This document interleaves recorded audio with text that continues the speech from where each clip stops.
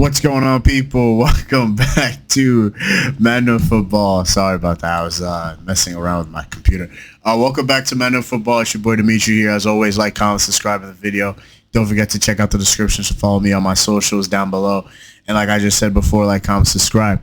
Oh, man. Today, what a game today. Liverpool 3, Newcastle 2 at St. James Park. No Alexander Isak.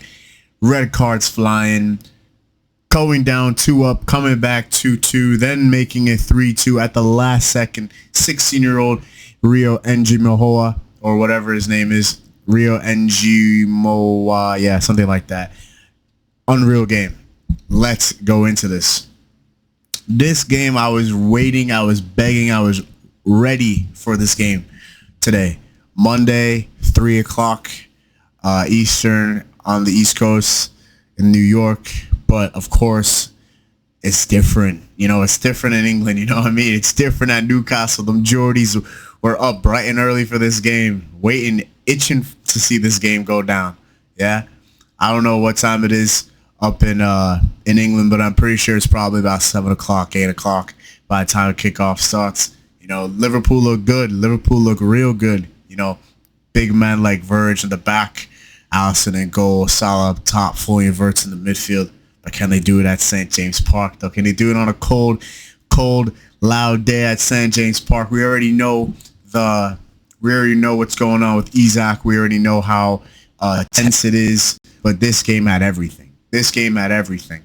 It had the toxicity. It had the goals. It had the competitiveness, the aggression by each team. It seemed like both teams really came into this game not liking each other. They don't like the situation that's going on right now. Eddie Howe's been asked every single interview he gets, what's the word with Alexander Isak? What's the word going on with Isak? Is he going to Liverpool? Is he staying at Newcastle? There's so much going on into this game. And for this to be the second game week of the Premier League is just phenomenal. Let's get into it. First, a few minutes of the game, really good, really good, I must say. It seemed like Newcastle were really just giving it to Liverpool. I mean, there was every single duel, every single 50-50. It was just Newcastle. And then Gravenberch scores a tremendous goal outside the box. It seemed like it deflected off somebody.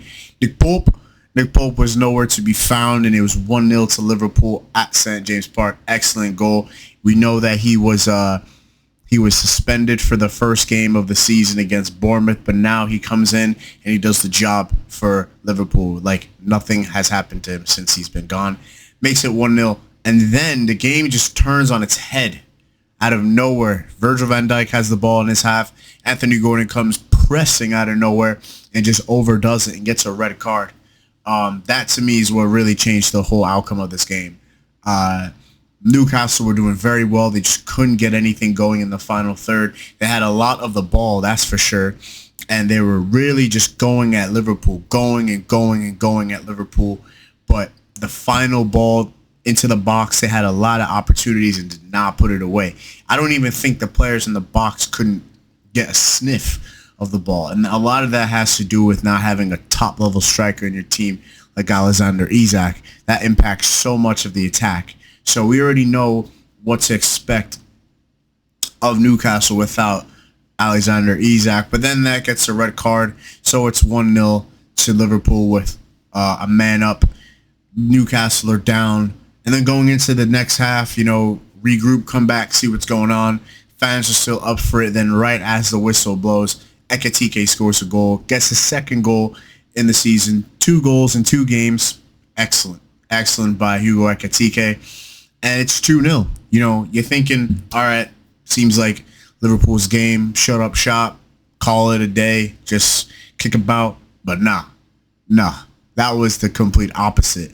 I'll tell you what, it looked like Liverpool were down a man when it was 2-0 up. Newcastle kept going. They kept flying the ball into Liverpool's box. Alisson having to play goalkeeper for football, for hockey, for handball, everything. He was having a day at the job. I mean, So much was flying in that box. So many touches in the box for Newcastle. Liverpool really didn't get anything going in the Newcastle's half. So this was just like a complete opposite turn of what we were expected to see from Liverpool. Not only that, though, but Liverpool just didn't look great. I mean, Kirkus. Oh, man. Kirkus was off today. Konate was off. Konate was shocking. He was shocking today. That was one of his worst games. That was one of his worst games. I don't know what that was. I have no idea what that was. I don't know if we were watching the same Konate we had for a long time, but that was shocking. I don't know if his head is thinking of Real Madrid, but yeah, that was something else. Konate was poor. Florian Wirtz, you're on fraud watch, mate.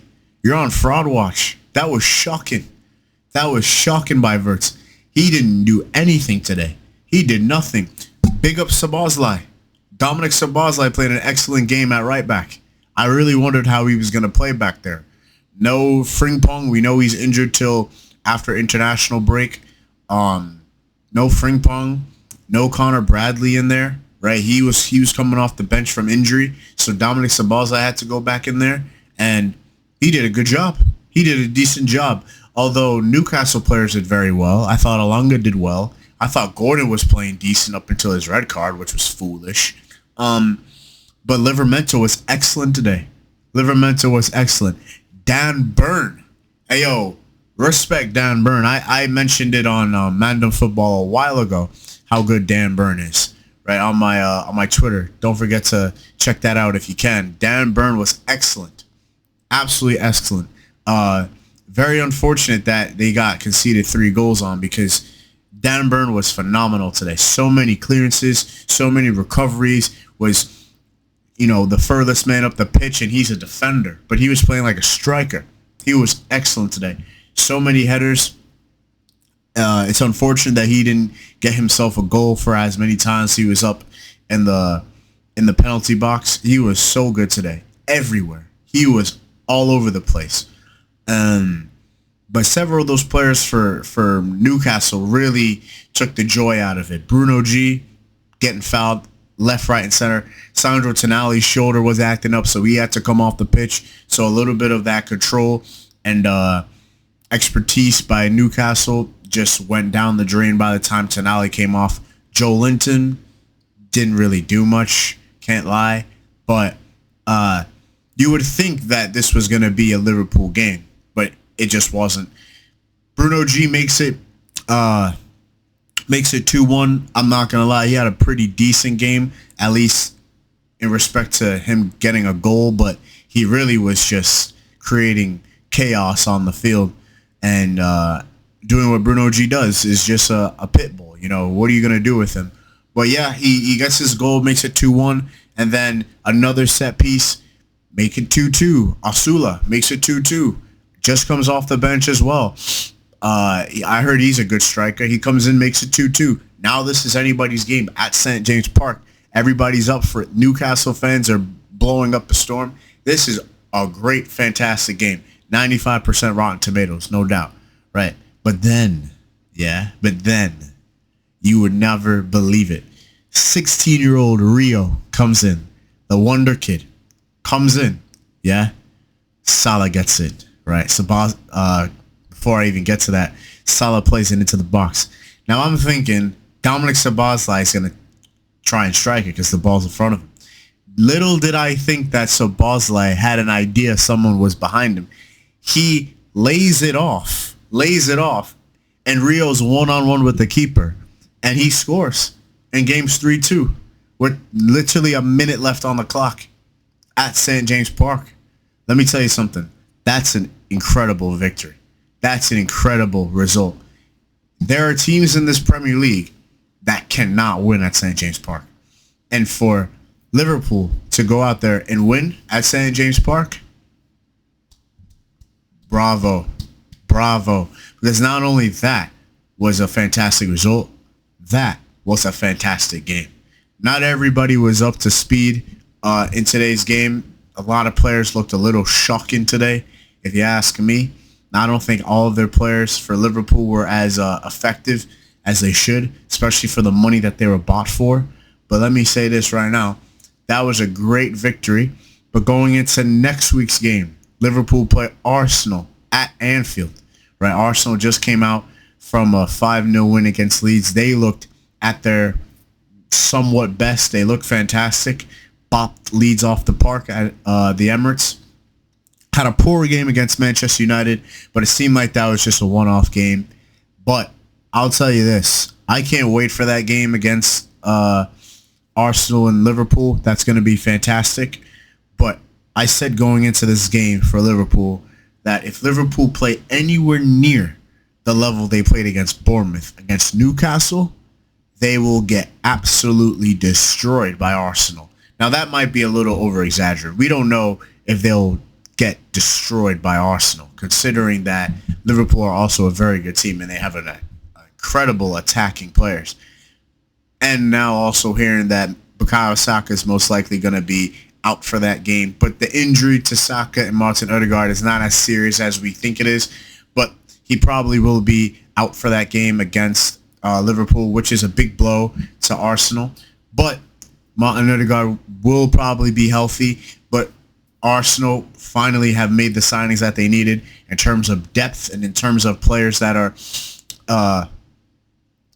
likely to make a standout for themselves if a big time player like Saka is injured. So I already said before that if Liverpool come out and play anywhere near the level they did against Bournemouth, where they were 2-0 up, and then the game made it 2-2, right? They made it 2-2, Bournemouth, and they were 2-0 up again. This is the same thing that happened against Newcastle, right? It's almost bound for Liverpool to get found out, right? This is the second game in a row where they were up 2-0, and then they ended up the game with 2-2, but then they had just won it again because of the players that they have. Now, that's not to say that whenever it's a tied game or whenever the game is in somebody else's hands, they can just nick it. I'm not saying they can't do that. We already saw them do it twice, home and away. And that's not a coincidence because Liverpool have incredible players. But what I'm trying to say is that you're going up against a team like Arsenal who, in my opinion, have the best defense in all the land. And it will be very hard for Liverpool to be able to break down Liverpool the way they have broken down Newcastle. And the fact that Newcastle played a very good game. And the fact they broke down Bournemouth. Are they able to do that against Arsenal? We know Arsenal have an incredible defense and they have incredible depth in defense as well. Will they be able to beat Arsenal in terms of last-minute winners or nicking results against them? Who knows? We know Arsenal's midfield is great. Their attack is much better than it was over the past year or two. So we have to see what happens from here. But if I'm looking at this from the outside looking in, and you look at what's been observed over the past two games between Arsenal and Liverpool, you can't tell me that Liverpool are likely to win that game against Arsenal. I think it could be anybody's game. But the performances is just not adding up in terms of what is to be expected of Liverpool. I expect Liverpool to be bossing it against Newcastle, bossing it against Bournemouth. And it seems like that up until further on in the game where there's too much chaos going on and everything just goes out the window. Everything goes out of their favor until the last few minutes of the game, right? That crunch time, right? So we'll have to see what happens, right? But that's going to be a fantastic fixture. That's going to definitely be the game of the week. What was this? Okay, yeah, that's definitely going to be game of the week. But let me know what y'all think. So many great games this coming week. Of course, Arsenal against Liverpool.